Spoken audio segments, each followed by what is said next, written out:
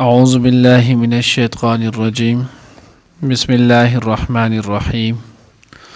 وأوحي إلى نوح أنه لن يؤمن من قومك إلا من قد آمن فلا تبتئس بما كانوا يفعلون واصنع الفلك بأعيننا ووحينا ولا تخاطبن في الذين ظلموا إنهم مغرقون ويصنع الفلك وكلما مر عليه ملك من قومه سخروا منه قال إن تسخروا منا فإنا نسخر منكم كما تسخرون. نننی درس کی ان شاء اللہ العزیز سورۃ ہود پارہ نمبر 12 رکوع نمبر 4 آیات نمبر 36 37 38 درې آیاتونه چې نو هغه ویلې کېږي. اوس دلته الله رب العزت چې نو هغه دغه واقع مزید لکوټي چې نو هغه ذکر کوي. الله پاک وی مونږ چې کله نوح علیه السلام دی له دعوت ورکړلو څنګه چې پرون تیر شولو چې نوح علیه السلام یې الله ما خودي د ورځې د شپې په هر صورت چې نو هغه را وبلل خود دې نو هغه نه سیوا کېږي سیوا چې نو هغه د دوی د ظلم نه سیوا د دوی د هټ درمۍ نه دې نه ما سیوا چې نو هغه دوی په بل څه کې نه سیوا کېږي. نو الله اوس نو هغه څوک نو د الله جل جلاله د طرف نو ته حکم رالو وحی چې نو هغه راغله چې د کم کسانو ایمان راوړی دی هم دغه کسان چې نو هغه دي د دې نه ما سیوا نور کسان چې نو هغه ایمان نه راوړي. تفسیر کې مونږ ویلو په بل ورځو یا 80-82 کسان مونږ اخرنه قول به چې نو هغه 94 پورې دي خو سلو ته کسان نو لسیدلی هم دغه کسان دي د دې نه ما سیوا نور کسانو چې نو هغه ایمان نه راوړي. اوس دلته ځین کې نو هغه د راځي چې نوح علیه السلام بیا چې نو هغه به دعا ولي وکړه رب لا تذر علی الارض من الکافرین دیارا. نو دغه به دعا چې نوح علیه السلام کړو نو دا هم په دقه کنه 9.5 کاله چې نوح علیه السلام دا غوی له دعوت ورکولو نو په هغه وخت کې نوح علیه السلام نه امید کېدو دا غوی نه خدا الله د طرف نو ته حکم رااله چې وس نور کتو هر څومره مهنت په دوی باندې کې خودي نه کیږي دا غي د پر مونږ ګور که خیال مو کړی نو مونږ ټول دا دعا نه کوم مونږ وای الله دا سوره کافر چې د چا په قسمت کې هدایت نو دوی ته هدایت وکړي او د کوم په قسمت کې چې هدایت نه یا الله ته د مقدس مکه نه تبا کې ځکه دوی مسلمان سره ظلم او زیاتې کوي. دا به دعا مونږ هر وخت کې به دعا شي خو بیا مونږ هر وخت کو خو دعا ده کنه. نو نوح علیه السلام ته د الله رب العزت د طرف نه وحی چې نو اغراله فلا یؤمن لن یؤمن من قومک هرگز تا د قوم نور خلک ایمان نه راوړي مگر کم چې راوړي هم دق دی چې ایمان نه راوړي هم دانی دا ورته کم وخت ویل شو. نو تفاسیر لیکلی دي وای نوح علیه السلام به دوی ته انتها چې نو هغه او دوی به ورته مختلف چې نو هغه اعضاء تکلیفونه رسوله کله به نوح علیه السلام په ګټو ویشتلو کله به آسیوالو. حضرت عبدالله ابن عباس رضی الله تعالی عنہ یو روایت کې چې نو دا غرازي اثر کې هغه چې نوح علیه السلام به اکثر دوی دیمره وهلو او بیا به چې نو هغه د خټه شانت زی به وکړو هغه ته به وردیکا کو الیاذ بالله ارتاو به کړلو وی چې بس نن به دې چې نو هغه مړ الیاذ بالله مونږ به اخلاص شو. سوال به بیا نوح علیه السلام چې نو هغه را پاسې اوش کې بران نو داغه به ته بیا دعوت شروع کوم بعضو مچنه نو هغه د ډیره قار الیاذ بالله هغه برادل د نوح علیه السلام چې نو هغه په مړی مبارک په چې نو هغه به زور کو صاحب چې نو هغه به ولا بن کو. یو روایت کې چې نو هغه راځي تفسیر خازن هم لیکل او ذخیره الجنان هم لیکل دا غویم ذکر کړی دی هغه ویجنه نو هغه یو پیر سره روانو درې پیړو له نوح علیه السلام چې نو هغه دعوت ورکړو درې پیړی یو بوډا سره امساج نه نو هغه سره پلاس زویج نه نو هغه سره یو بدبخت غونته نو هغه سره کلو نو دغه نکی ورته وسوي وي بچیا ګوره چرته نو هغه د دې مجنون الیاذ بالله د دې لیونی خبر ونه مانه موږ د پلار نکه د وختونه د اورو د قشانت د خپل یو سرود غږی د قیو خبر چې نو هغه کوي د خبر چې نو هغه نه ونه د لیونی دی نو هغه زوی بدبخت چې نو هغه یان وسی داغه خپل هغه نکنه امصار واغستله وای نوح علیه السلام ته داسې په زور چې نو هغه په سر باندې وتم بوله چې نوح علیه السلام چې نو سر مبارک هغه ما شو ټول وجود چې نو هغه د وینو رنگ بنګ شولو داسې قسم اذیت او تکلیفونه رسېدل، خو د هغې باوجود بیا به هم نوح علیه السلام به چې کله په هوش کې رالو برابر به شو، ښه به یې بشولو، نو الله ته به یا ربي اغفر لی قومي، ای الله زما د دې قوم چې نو هغه تو مغفرت وکړي، تو دوی ته هدایت وکړي، انهم قوم لا یعلمون، انهم قوم یجهلون، دا داسې قوم نه د ناپوهه بېوقوفه قمقل خلک دی، ای الله تو د دوی قمقلتوب ته نه ګورې، ای به خیر دی تو ورته هدایت وکړي. دا د پیغمبر عزم دی، دا د پیغمبر چې نو هغه صبر او تحمل وي، نو دې پورې چې نو هغه دومره دا به ورته وکړلی شو، نو دومره چې نو هغه به یې دا کړلو، خو چې کله الله رب العزت ورته چې نو هغه وکړو اعلان چې اوس د دې نه وروسته نه راوړي، نو بیا یې داسې دعا ورته وکړه، رب لا تذر علی الارض من الکافرین دیاره، ای الله د دې مخ په ځمکه باندې چې نو هغه یو کس هم د دې نه پاتې نه کړي، دوی چې نو هغه دوی چې زیږی ماشوم نو هغه هم فاجر حرامي چې دی نو هغه وي فاسق کافر چې نو هغه په دوی کې دی نو هغه انسان د سړي زوی چې نو هغه نه راځي. او بیا نوح علیه السلام بلکې هر پیغمبر د خپل امت ډېر خیرخوای په خپل امت باندې خفه کېږي ډېرو، نو ځکه الله پاک وی قد آمنه فلا تبتئس بما كانوا يفعلون، نو دوی چې دا څه کوي او بیا به د دغې په بدل کې دوی سره چې کم سزا دا کېږي نو په دې باندې تاسو غمجن کېږئ مه. نو الله د طرف نه حکم وشو واصنع الفلک باعیننا ووحینا ولا تخاطبني في الذين ظلموا، تو زمونږ چې نو هغه روبرو کشتۍ جوړه کړه. اوس دغه کشتۍ متعلق نو دا یو کمی خبر چې زه اول کوم دا چې نو هغه تفاسیر لیکلي دا صحیح نه، خو بیا دغه نه وروسته چې نو هغه تفسیر طبري شولو یا چې نو هغه در منصور شو یا نور، نو د سو تفاسیر بیا چې نو هغه ډېر زیات اسرائیلي روایت لیکلي، نو دا د پر نو هغه بیا وخت ما کتاب وکتل الاسرائیلات والموضوعات فی کتب التفسیر، نو دا چې نو هغه پس بیا ما دا وکړلو، نو پای کې بیا دا چې نو هغه وضاحت کړه، نو هغه ته هم د پاره د دې چې په دغه خبرو باندې چې نو هغه بیا څه یقین نه دی په کار، ځکه بعضې خبرې د عقل نه هم دا ډېرې لرې کړي. نو بهرحال کشتۍ نو وایي د دې چې نو هغه لمبایي دی چې نو هغه 300 ګز وه، خدای یاد ساتئ چې شرعي ګز دا چې نو هغه منهاج السنن کې چې نو هغه ذکر کړی مفتی فرید رحمه الله چې شرعي ګز دا چې نو هغه 18 انچ وي، یو نیم پوټ دا چې نو هغه شرعي ګز وي، نو د دې اوږدوالی دا چې نو هغه څومره 300 ګزه شرعي، او د دې پلنوالی دا چې نو هغه 50 ګزه، او د دې دنګوالی چې نو هغه دا 10، دا د ټولو نه مشهور او معروف قول چې نو هغه یې دقه دی. بیا دا قشتۍ چې نو هغه 3 منزله وه، وړاندې منزل کې چې نو هغه حیوانات ولو، او دغه شان 2م منزل کې چې نو هغه خوراک سکاک سامان ولو، او 3م منزل کې چې نو هغه بیا انسانان ول. نوح علیه السلام د هغوی سره چې کوم مسلمانان کوم کسان ول هغه ورسره ول. دې کشتۍ په منځ باندې چې نو هغه دروازه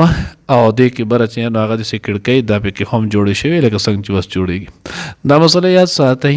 دنیا کې چې څومره هم ایجادات شوي دي، که هغه د جهاز دی، که هغه کشتۍ دی، که هغه لانچ دی، که هغه بل شی دی، د دې ټولو ایجادات دا مخکې د ټولو نه په وحي شوي دي او د پیغمبرانو په ذریعه باندې شوي، مسلمانانو کړي دي. بیا وروسته نورو خلکو په دې کې وختن په وختن چې هغه ترقي کړله، لکه څنګه چې آدم علیه السلام، نو آدم علیه السلام چې الله پاک پیغمبر جوړ کړو، خو زیاتر د دنیا د آبادۍ شیزونه ورته ښوولي ورکړه، نو دغه شانتي کشتۍ لانچ وغیره دا شیزونه جوړل، د دې ټول نه وړاندې ایجاد چې نو هغه وایي نوح علیه السلام کړی. نو دوی چې هغه دغه کشتۍ جوړوله، نو چې کله دغه کشتۍ جوړوله نو وایي د هغې کې نو اوس دا اسرائیلي روایت دی، نو نوح علیه السلام چې الله دومره غټه کشتۍ جوړېږي نو دا به څنګه، نو یو کال د هغه د دې لپاره چې نو هغه بوټي ونې چې نو هغه وکرلې د هغه غټې شولې، بیا یې بل کال کې چې نو هغه بیا څه کړل کټې کړو بیا چې نو جوړولې. دا اوس اسرائیلي روایت دی. لا نصدقه ولا نکذبه،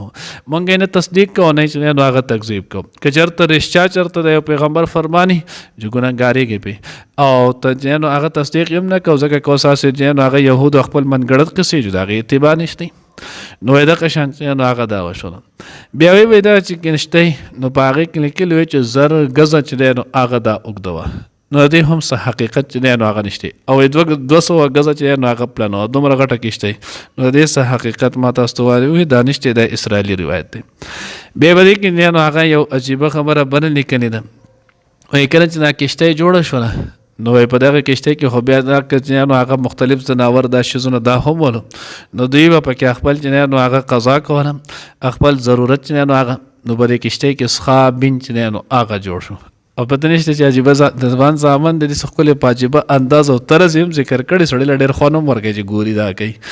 نو په دې کې چې کله دا ګندګي او دا شیزونه ډېر زیات شول نو د هغې نه خلکو د تکلیف شو چې دا خو اوس غوښان دي او 100 200 دا ټول پکې راغله، ځکه هر قسمه چې د انسان چې کم ضرورت او کم شیزونه دا ټول پکې راغلو. نو چې کله دا وشولو نو وایي د دغې ضرورت په تحت باندې بیا چې نوح علیه السلام ته خلکو فریاد وکړو چې دا خو اوس خابین د هغې نه چې نو هغه روان دی، باران لا شوی نه دی او دوی بیا کډر را پرېښودی. نو دا خو یې دقه چل وکړو، اوس به څه کوم؟ نو نوح علیه السلام یې ښه په هغې کې نو هغه وحي وشوله. نو د دغه نه چې نو هغه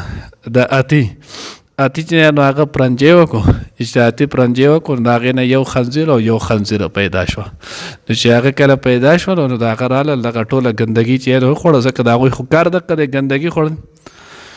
نو بیا په دغه ګندګۍ کې چې نو هغه یو منګک پیدا شولو. نو چې کله دغه منګک پیدا شولو نو دی دغه کشتۍ، ځکه د منګک کار چې نو حدیث مبارکه کې هم راځي وایي دا فاسق دی، نو دا خو کار حرامیتوب دی. نو دی چې نو هغه دغه کشتۍ له ټک ورکو دا به ورو خرابوله. دا هغې ذکر وشو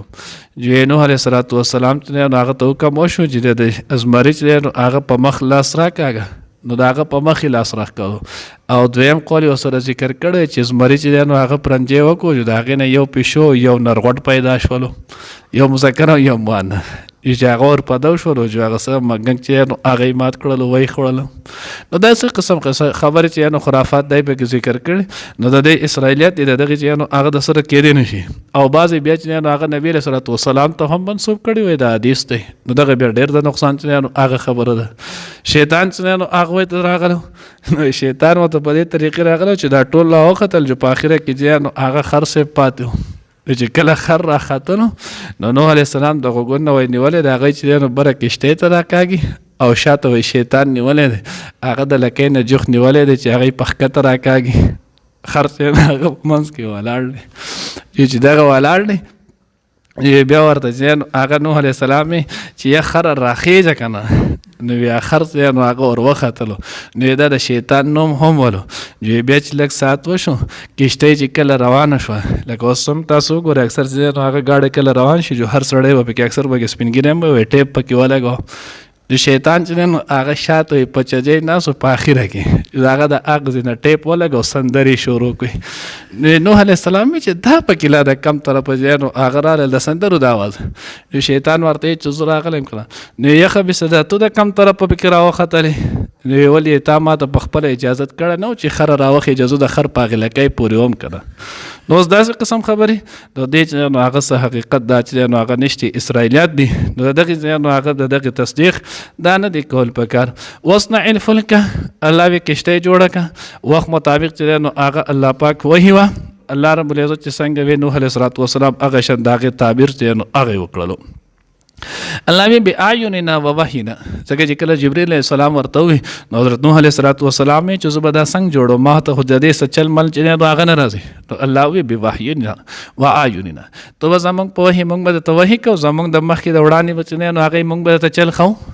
ولا تخاطبني فی الذین ظلموا، او بیا چې کله عذاب راشي طوفان نوح راشي نو ته زموږ سره مه مخاطب کېږه، ما به خبرې مه کوه دای کسانو په باره کې چې هغوی ظلم کړی نه کفر اختیار کړی. انهم مغرقون، دې ټول چې نو هغه به څه کېږي هلاک کېږي.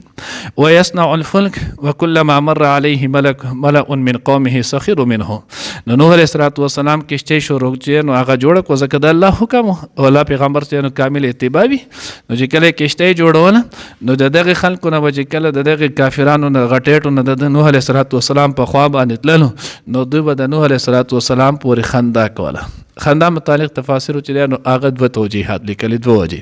یو وجې چې نو هغه د خندا دا وه چې د نوح علیه السلام چې کوم وخت کې کشتۍ جوړو نو دغه وخت قحط سالي وه، دوه کاله سره پاسه نه چې نو بارانونه وغیره دا نه ول شوي. نو دوی وی خلک چې نو هغه په اوبو څکلو پورې اریان دي، او نوح علیه السلام وایي چې دوره په اوبه به یا دوره به باران یو دغه به خلک به هلاک کېږي په هغې په دې کشتۍ کې چې نو هغه به دغه کېږي.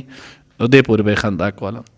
او دویم چې نو هغه به په دې وجه خندا کوله چې علیاذ بالله اوسه پورې دې نو هغه دعوت یې کوله چې زه د خدای پیغمبر یم، ما ته چې نو پیغمبري میلاو شوې د الله رسول یم، او بېوس د نه ترکاڼ جوړ شو. اوس چې نو هغه ترکاڼي چې نو هغه دې شروع کړله.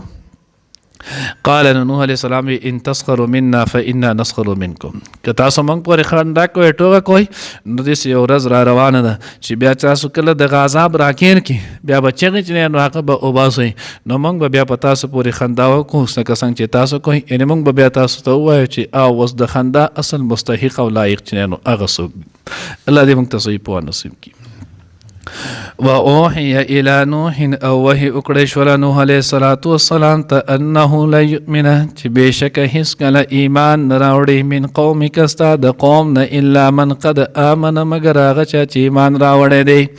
فلا تبتئس پس تو مغم جن کېږه یا مخفه کېږه بما کانو په هغه څه چې دوی کانو دوی یفعلون کوي واصنع الفلک او تو جوړه که کښتۍ بأعیننا زموږ د وړاندې ووحینا او زموږ په حکم ولا تخاطبني او تو به مخاطب کېږه موږ سره خبرې مه کوه زموږ سره فی الذین دای کسانو په باره کې ظلمو چې ظلم یې کړی دی انهم بېشکه دوی مغرقون غرقېدونکي دي ویصنع الفلک او جوړول د کښتۍ وکلما مره او هر کله به چې تېرېدل علیه د هغه په خوا کې ملأ سرداران من قومه د هغه د قوم نه سخروا منه نو دوی به ټوغې کولې د پورې قال نوح علیه السلام ان تسخروا که چېرې تاسو خاندې ټوغې کوئ منا په موږ پورې فانا نسخر منکم نو موږ به وخاندو په تاسو پورې کما تسخرون لکه څنګه چې تاسو په موږ پورې خاندئ